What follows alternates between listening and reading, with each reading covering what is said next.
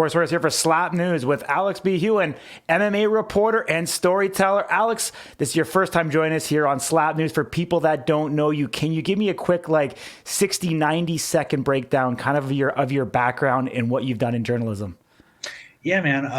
So I'm an MMA reporter, and I've worked for MMA Mania. I do their social media, but I also write for them on the weekends. And then I do a thing called Humanizing Athletes, where it's basically humanizing athletes. They list their favorite things so that you can get to know them a little bit. And Mm-hmm. yeah, man, that's basically. I've written for Kate Cypress and Bloody Canvas before, but right now my main outlet is MMA Mania. Awesome, man. I mean, humanizing the athletes, very, very cool concept. How did that come about? And is there something, personal or passionate behind it that, motivates you to do that? Yeah, I mean there's a couple things.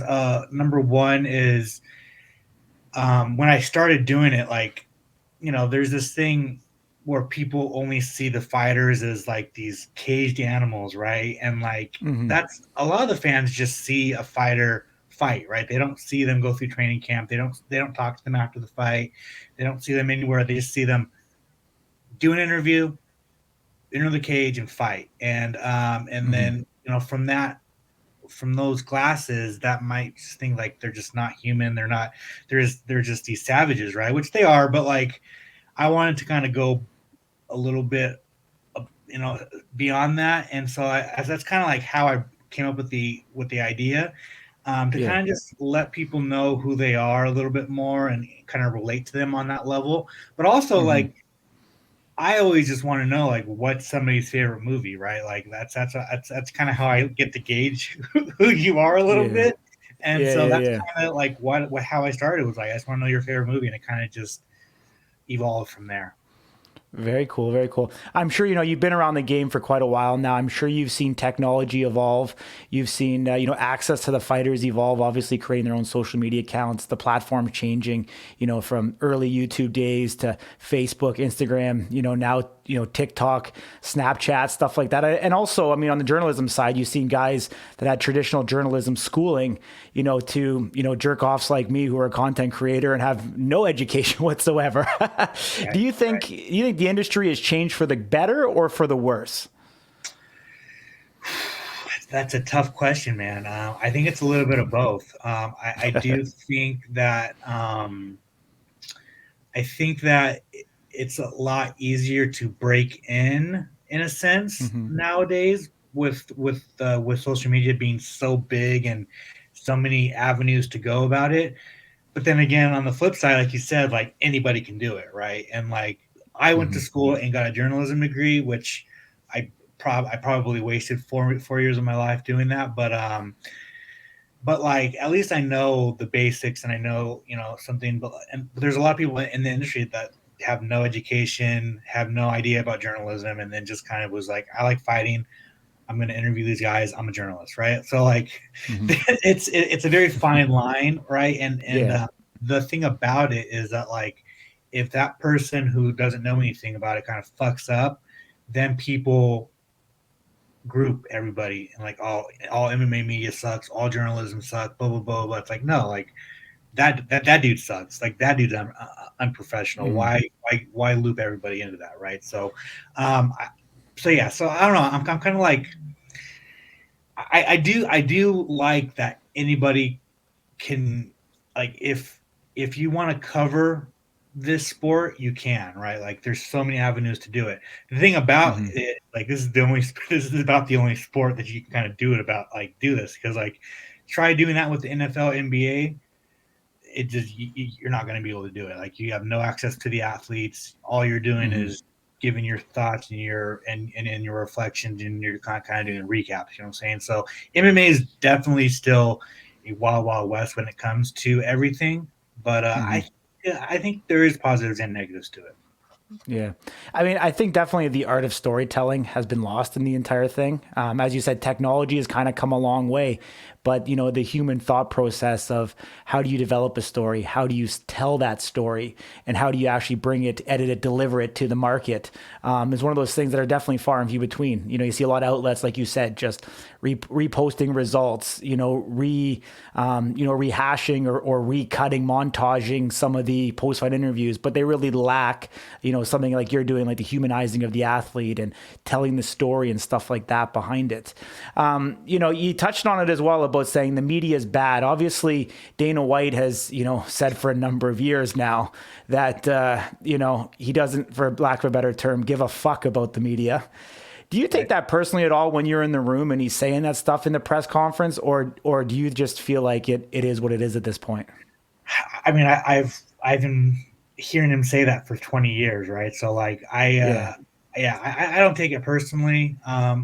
And I kind of like, there are some media outlets out there or media members that like I understand why he's saying that, right? Like they only totally. and I don't like what they do. Like an entire event will go on and they will look for the one bad thing and kind of write about Hmm. that, right? And it's just like, why do that? Like, why cover a sport that you don't like, right? Like, Yeah. and I understand like the journalism aspect of it, where like you want to uncover the bad things about the sport, but like to make that your only gig, like it's I don't know, it's not for me, obviously. And Hmm. if you want to do that, go ahead. But your original question, no, Dana's been saying that for 20, 30, 20 years now, and Yeah. it is what it is. Absolutely, my man. The UFC launches Power Slap. Were you one of the original guys that got to see it kind of March, 2022 when they first unveiled it? No, actually, I was I wasn't at that like first little black event. Okay. I really got introduced to it. I saw some clips. I mean, like I saw like the Russian slapping, right? Like what Hmm. Dana says that that's what got him.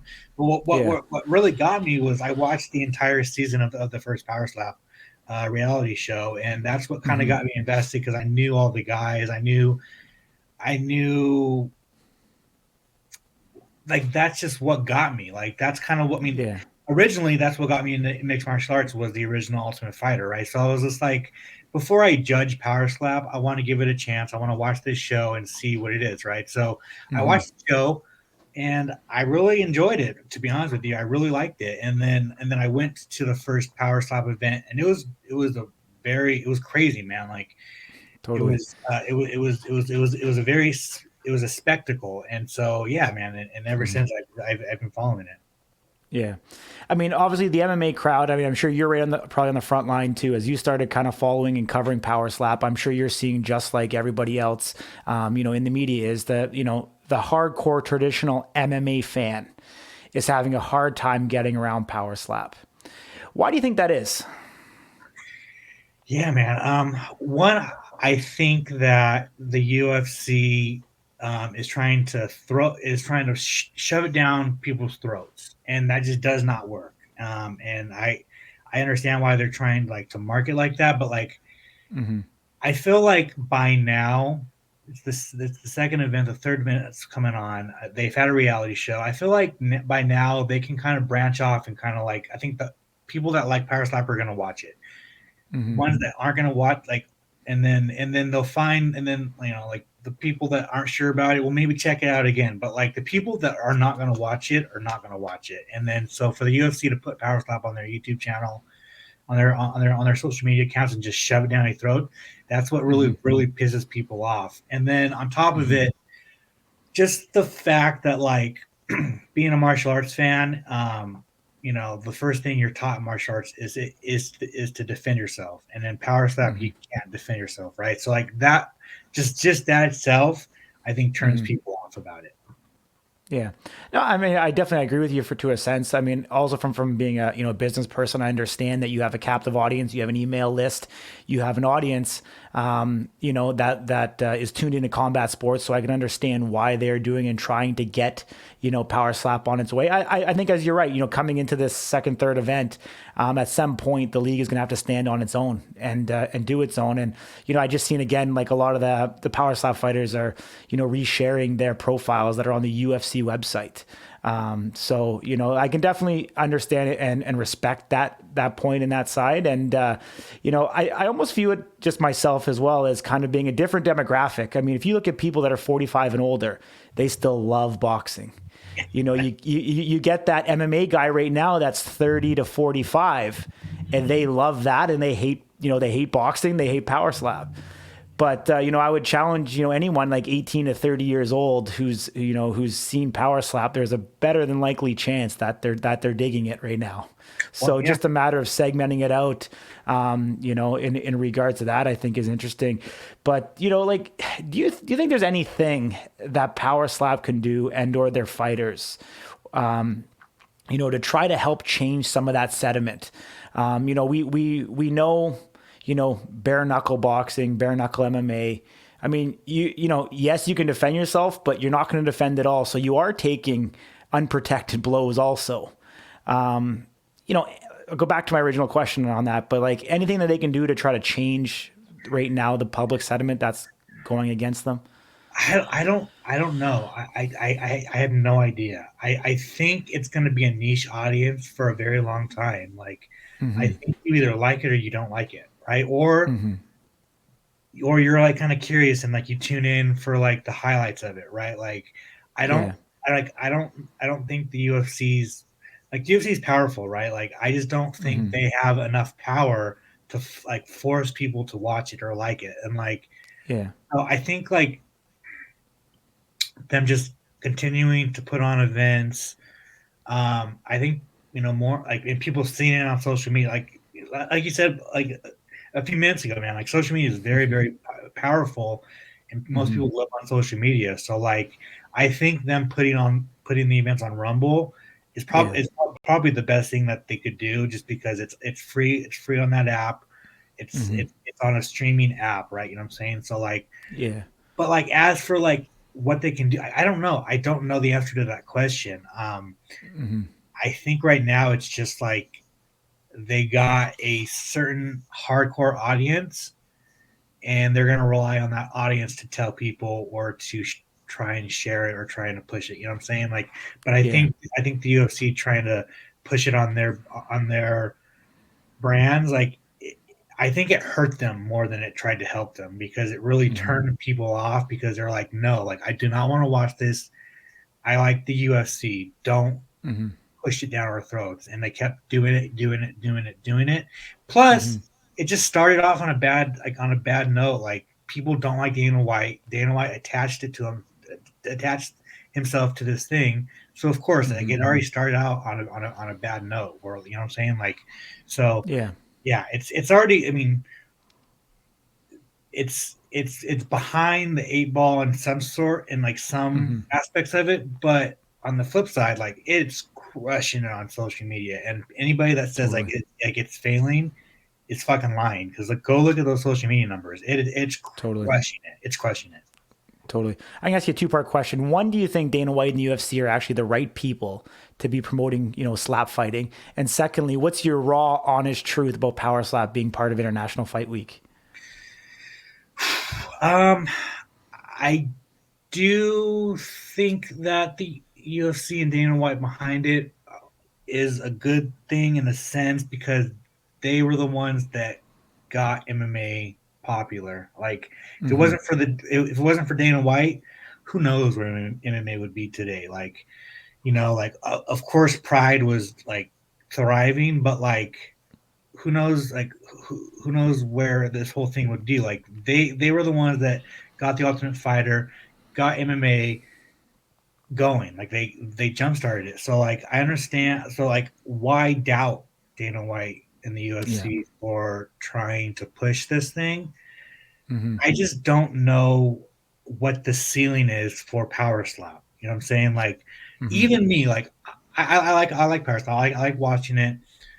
The second live event I went there, like it didn't have the magic that the first event did. And I don't know if it was just the fights weren't as electric as the first event, but like even like it wasn't magical like the first event. And so I don't know if it's just like I said, I don't know if it's just the fights weren't that cool, I just was in the mood. Like, who knows? You know what I'm saying? And then, Yeah. but and then to answer your second question, with them putting it on International Fight Week, like it makes sense. Like, International Fight Week is the most watched event of the year, most of the time. The most people are in Las Vegas, so people are going to be talking about it. I don't know if they're going to try and sell tickets to it. I doubt that they do, but like if they did, it's a perfect event because there's a lot of people in Las Vegas for International Fight Week. Totally. I mean, we're less than 2 weeks away right now. Tickets haven't gone on sale, so they'd have to turn that around pretty quickly if it was something that they were looking to do. Right. Just to kind of touch on what you talked about, Power Slam number one, number two. I mean, the first event, there was like 7 out of 9 of the matches ended in knockout. Right. And, started off with a bang with Robert Trujillo, KOing Jules Scott. I'm sure you remember that slap being there and the sound of a gunshot going off when and then just seeing, a human fall, like a tree, the way that it did definitely set the tone for the entire event. The second event, I mean, you can go on Rumble and you can see the numbers, for their event are approximately half of what it was for views compared to the first event. But, in saying that, like, I think the UFC, I think Dana White wins before the event even happens. They've got big sponsorship dollars behind this and they get paid from Rumble to produce these events. And so I think the business model is very, very different in a sense that no matter what happens, these guys are profitable off of these events before they even happen. I think obviously there's a vested interest, and I was able to interview Dana 101 actually at UFC 289. I talked to him and asked him kind of, and he hasn't been this excited about growing something from the ground up as he was in the last 17 years when he, was on the rise with UFC. So it's great to see him take a personal interest in it, a personal passion behind it, and almost viewing it as, a legacy project for him. I mean, Dana's getting up there in age. This is probably the last, real, startup that he has in his career to try to, make it into a major sport. So I think having that, that level of passion and dedication to it. And whether you call it the media or where you call it whoever is doubting Dana with this, when you piss him off, he gets real personal about it and he has the pockets to back it up. So, like me being, an independent news outlet, I wouldn't call myself a journalist by any stretch of the imagination, but it's something that I've been, trying to get on from day one. I was there at Power Slam 1 and 2. And I think there's something special there. It's just a matter of finding its niche market. And, you don't need to have everybody in the world, but if you have, even if you have 1 million people that watch it, the valuation on your company is probably going to be $1 billion plus. And from the figures they originally announced that between Dana and the Fertittas, they invested $10 million into Power Slap, would be a phenomenal return by any stretch of the imagination. Yeah, no, I mean, absolutely. And MMA was a very niche thing too when it started. And now it's become a global superstar of a sport. So I Power Slap, it has its niche audience right now. I just don't know how big it, like I said, I don't know what the ceiling on is on the store. Like I don't know how big it can get. Like I don't know if it's just going to be like its own little thing out in the like just its own little thing. You know what I'm saying? Like and if that's what it becomes, like cool. Like that's what it is. Like if it's at least making money for White, the Fertittas, for anybody involved with it, like that's a win in itself. Because when you really think about it, like should a Power Slap thing should something like that even be making money? Who fucking knows? It's like it's a crazy thing. Like I really enjoy it. I enjoy watching it. Do I Yeah. think it's fucking dumb? Kind of like I do. Like like I Yeah. like your fate is left. Basically, your fate is left to a coin toss, right? Like so, like I don't know, but like so yeah. So I think the sport's kind of dumb, but I'll watch it. I watch it. It's kind of like a car wreck. Like I'm like, do I really want? Oh, fuck, I'll watch it. You know what I'm saying? Like, I don't know. I But it enjoy it. sucks you in. Yeah, exactly. It does. And Yeah. like I watched the first season, so I know who all the guys are, and that's what Yeah. kind of like Yeah. hooked me, right? So Yeah. I Yeah. want Yeah. I want to see where they go with this and how big it can get. I just don't think them pushing it on the UFC brand is going to help them whatsoever. Are you going to attend Power Slap number 3 in Vegas, July 7th? Yeah, I will be You there. will. Awesome. Did you see that the fight card was released about less than an hour ago? No, I did not see it. You didn't. All I saw was Okay, AJ okay. versus Wolverine. Okay, that I'm going to give you, if you don't mind, I want to Okay. get your raw reaction to the fight card. There's 7 fights on it. We'll go real quick here because you're going to know some of the guys. You'll know most of the guys except for one on the card. So Okay. the first matchup of the night is Russell Rivera versus Bear Bennett in the light heavyweight division. Bear Bennett was the alternate who weighed in at the weigh-ins. I'm not sure if you remember that. The guy with the crazy face tattoos that made weight. That's the fight that's going to start off the night. Okay. Damn. Okay. Okay. So going to be interesting. Russell Rivera obviously coming off the loss, light heavyweight championship at Power Slap #2. So it'll be really interesting to see where this matchup goes. Obviously we haven't seen Bear Bennett, so I won't ask you for your prediction on that. But the second one is actually Andrew Fields versus Jewel Scott. Jewel was an OG from the show. So number 8 and 9 in the welterweight rankings. You have any thought about that matchup? Man, I kind of lead Jewel, but like he doesn't have knockout power for some, like I don't know, he just doesn't have that one slap knockout power. So I'm not sure about that one, but right now I'm kind of leaning Jewel. Okay, awesome. The next matchup of the night is Azael Rodriguez, El Pello, going up against Amir Naradine, the comeback kid who got one shot KO'd by Vern, came back obviously at the taping of Rumble and had a very impressive victory over Slappy Joe. What's your thoughts on that matchup? Man, I don't.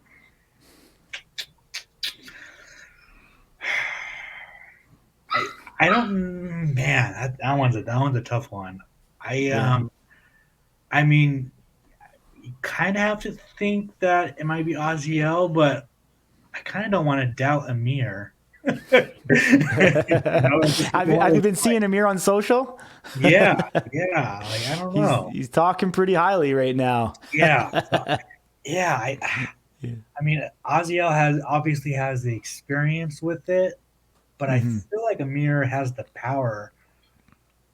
Man, that's an interesting matchup. Yeah. I think I'm gonna lean Amir right now. Okay. I mean, it's definitely going to be a good fight. I think somebody's going to be calling the other one daddy after the match. We just don't know who it will be at this point. After that, we have Emmanuel Muniz, veteran from obviously the Road to the Title series, going up, newcomer, highlights and sensation, full send, Cole Young, number 2, number 4 in the rankings. What a matchup this is going to be. I like Cole Young, man. The thing is that he's facing Emmanuel Muniz, who's been there, done it. He's been at both events, correct?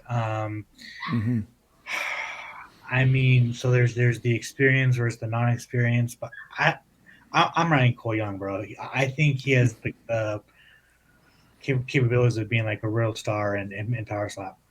Okay. Yeah, you definitely can't go wrong with Cole Young in that matchup. The next one, I think, could be the potential for fight of the night. We've got Dorian Perez, who just keeps on winning in Power Slap, going up against Dwayne Crespo, coming off a couple of losses. But however, this will be the number 1 contender matchup for who will most likely face Damian DeBell at Power Slap #4 for his first title defense. Dude, I still can't believe that Dorian beat not Wolverine when he Darius. beat Darius, bro. Yeah. Like I could not believe it, and like that was the thing. Like the thing that about Darius is like he kept fouling and but like he kept getting pissed off at the referee when it's like, bro, like you were clearly not slapping him correctly. Yeah, so I keep doubting Dorian, and I'm going to doubt him again. I think Dwayne Crespo knocks him out. Interesting. Okay, you think Dwayne Crespo by KO? Yeah. There we go. Okay. Second opportunity for Dwayne. You never know. He's been hanging around that top 5 ever since the beginning. And yeah, we'll see what happens, man. Definitely going to be exciting. The next one up is actually a very, very interesting matchup. We've got Alan, the Kryptonian, going up against Austin Turpin. Austin Turpin coming down from heavyweight, number 3 ranked heavyweight, into light heavyweight for his first matchup in light heavy and getting Alan Klingbeil two superstars with both undefeated records at this point. I think it's kind of a shame that one of them will have a loss after this event, but either one will be in line for that number one title shot to go up against Wolverine or Static, whoever comes out victorious. Yeah, man. I just Alan King Bell is one that I keep doubting too. I just I just don't like. I don't know. Just something about I don't know if it's something about his face about I don't know what it is, but I just like how Okay. does this guy keep winning? Yeah. Um, I am going Austin Turpin, man. I think Okay. he's Okay. I think he's a like Cole Young has a very has the capabilities of being a big guy in power slap. Yeah, I think they both do, man. I think they're both great personalities. Austin obviously is probably one of the kings of social media right now in Power Slap, and yeah, we'll see those two square off in the co-main event. And obviously the main event, you know, you've known it since Saturday. We've got Static AJ Hints going up against Wolverine Ron Beta. How exciting is this? Ron dropping down to light heavyweight could be potentially the first, you know, title holder in two divisions, you know, but Static AJ Hints now back-to-back victories, Power Slap number one and Power Slap number two, you know, and has proven that he shows up when the lights are on. Where do you think this matchup's going to head? Yeah, I think it all comes down to who slaps first. To be honest with you, man, I think, man, I can tell you it's Wolverine. it is Wolverine. Holy It shit! is, yeah, yeah. I can't. I kind of think Wolverine's gonna knock AJ out. Or sorry, I take that back. Sorry, it is Static. My apologies. AJ slapping first. Correct. Yes, yes. The thing about it is, I don't know if the weight cut and dropping down a weight is going to make Wolverine suffer, right? Like his chin. I Mm-hmm. don't know. I think, man, right now, Monday, June 26th. I think Mm-hmm. I'm going Wolverine to become the first two-time champion in two different weight classes. Mm-hmm. Yeah, I think that's what it is. Yeah. I know AJ's got that power, but Mm-hmm. I think Wolverine's just different. Yeah. I think this is actually the most exciting light heavyweight matchup that we've seen in Power Slap. I'm even more excited about this one than I was with Static and Vern. I think Wolverine brings a whole other, you know, dimension to this fight. And I think it's two perfect guys to be able to go during International Fight Week. I don't think this one by any chance goes the distance. It's a 5-rounder. I think someone's going to find that button ahead of time. You know, we've seen obviously Wolverine was sat down last time. He's never been knocked out, but we've seen him get knocked down for the first time in his fight career. You know, and obviously we've seen Static, you know, hit the mat as well. So I think one of these guys are definitely going to, you know, play into it. Static is actually training now. He's taking this fight a little bit more seriously. He's getting in the gym, lifting some iron. You know, he's always been a practitioner and studying his opponents. You know, Ron obviously continuing being one of the OGs and who's seen more than anything. And I'm not sure if you remember back to, you know, to me, I think the slap will go down in infamy and in history, but, you know, the slap that Wolverine did on Darius, you know, to knock him out and did something that nobody's seen before, you know, winding up from a low trajectory and on the third trajectory changed the slot angle of his arm from almost like an underhand softball pitch to an overhand fastball to be able to knock out Darius, who's never been, you know, knocked down. You know, I think we're going to see some evolution of that. But, you know, just to your point too, Ron walks around, you know, 212, 215. So I think this weight cut shouldn't be too much for him. But you do bring up a good point because we've seen guys that have had to make a drastic weight drop. And I don't know if it's something about sucking the water out of your body, if it also sucks it out of your brain, which would make sense, out of your head, that causes you to be more susceptible to being KO'd. We've seen Jules Scott had to do a massive weight cut to get down to 155, and we've seen how that outcome has, you know, happened for him. And so I think having that extra water, I don't know if it adds extra protection to your brain, it keeps it doesn't rattle around inside of your skull, but definitely something, you know, for these guys to, you know, to watch out for. I mean, even Austin Turpin coming down to light heavyweight too, coming down from 230. So be interesting to see how those guys kind of fare. But you know, I appreciate you joining me here, Alex. Oh, sorry, did you want to get something in? Yeah. Let me ask you two things. One, where do you Yeah, think Darius goes from here? Like what's the yeah. future of Darius? And then two, What do you think of the quick turnaround with AJ and Wolverine? AJ was just knocked out Yeah. less than 2 months ago. Wolverine just had a war with DeBell. Like, what are your thoughts on that? Yeah. So first off, Darius, I think he's still the GOAT. He went 17-0 before coming over to Power Slap. On Power Slap, he's 0-2. I think he's had a bit of a difficult time adjusting, to the rules. We've seen that obviously with, him kind of complaining to the judges and stuff like that. We can debate whether they're clubs, or not. But, I think the rules are different, in Slap Fight Championship, went 27 rounds with Wolverine. Their rounds are 10 rounds in Slap Fight Championship. So being in, a 3 or 5 round matchup, I think the strategy changes. And I'm not sure if it's gotten to his head a little bit and having to change where he's not able to get into those war of attritions and be able to say who can stand longer. Both times that the fight was stopped with Darius, he gets wobbled. And, when he's asked to walk to the referees, some of that might be allowed in Slap Fight Championship where he did have that 17-0 record, where some of those rules of recovery are slightly different. And so I think we're seeing some of that play into kind of the matchup here. I think the next matchup that Darius takes is going to be, a career deciding one for him. I think he needs to go up against, a marquee contender, somebody kind of in that top 5 or 6. I'm really excited about James Stonier, who fought in super heavyweight, where his natural is, a heavyweight. That would pin the number 5 and number 6 contender against each other. I think that would be a perfect matchup for Darius to prove if he deserves to be in the upper half of the heavyweight division in terms of the ranking, or if he's going to be on his way out. And I think that's the perfect matchup for him to be able to be that deciding factor. I don't want to write him off yet. You've seen him, like I said, go 17-0 and annihilate people all the way through getting into Power Slap. But definitely needs to redeem himself. And I don't know, he's actually lost some weight over the years. He's looking, slimmer and thinner. And so I don't know if that's changed, if he's lost a bit of his power off his slap by dropping some of that weight. So hard to say if that's playing into the factor as to what's going on here. And then the second part of your question, sorry, just remind me again what it was. Just what are your thoughts on AJ and Wolverine turning around so quick after being knocked out and then going through 0.5 rounds? For sure. So, AJ was actually medically suspended. And it wasn't until my team, through a meeting that we had internally, saying, oh, AJ's actual suspension ends 2 days after the fight. We messaged AJ and was like, hey, man, appeal your suspension.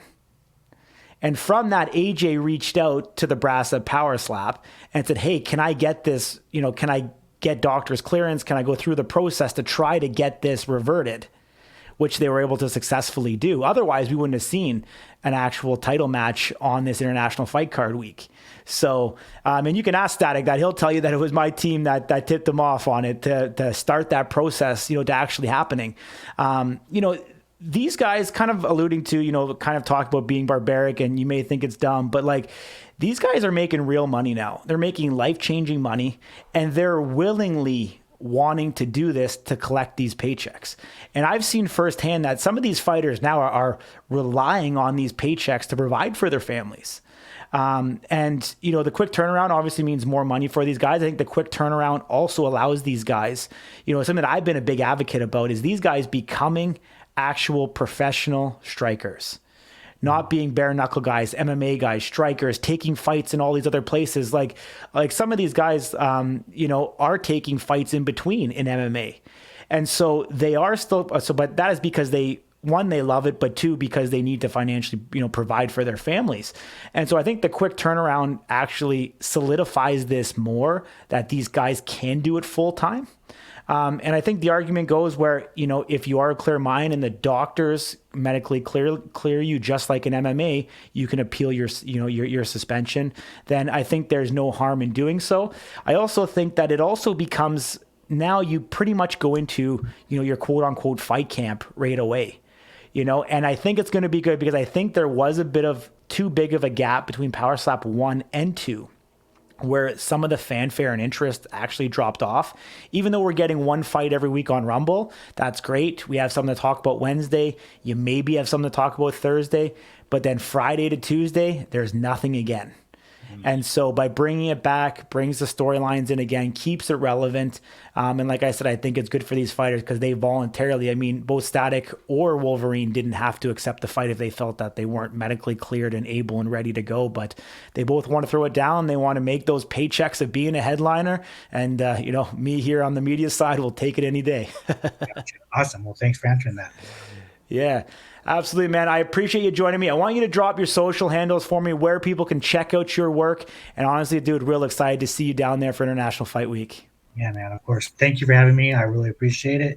Anytime you need me back, I'm just a call or a DM away. My byline is MMAmania.com. My social media is Alex Behunin, AlexBehunin, on all social media. So, yeah, man, check me out. And again, thank you for having me. I really appreciate it. Awesome, man. Appreciate you. Much love.